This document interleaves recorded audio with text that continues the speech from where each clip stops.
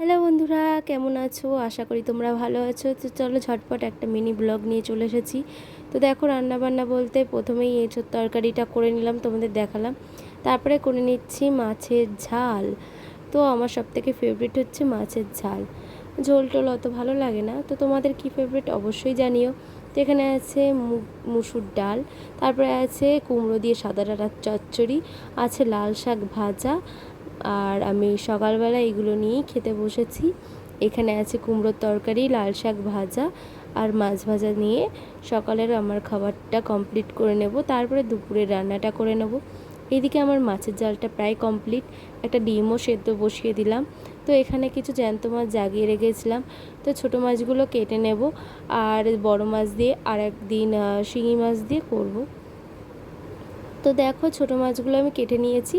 তো আমার ছেলের জন্য আমি কিভাবে বানাই, তোমাদের বাচ্চা থাকলে ছোট এইভাবে বানাবে। তো দেখো, প্রথমে কড়াইতে তেল গরম করে নিয়ে মাছগুলো দিয়ে দিয়েছি নুন হলুদ মাখিয়ে। আর বাচ্চা যেহেতু ঝাল খেতে পারে না, তার জন্য জিরে আদা টমেটো দিয়ে একটা পেস্ট বানিয়ে নিয়েছি।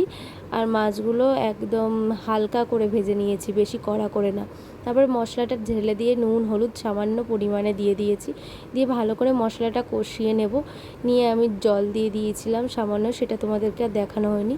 তো দেখো, এখানে আমি জলটা দিয়ে দিয়েছি। তারপরে আমি মাছ ভাজাগুলো দিয়ে দিলাম, ভালো করে আমি ফুটিয়ে নামিয়ে নেব। তো কেমন লাগলো অবশ্যই জানিও।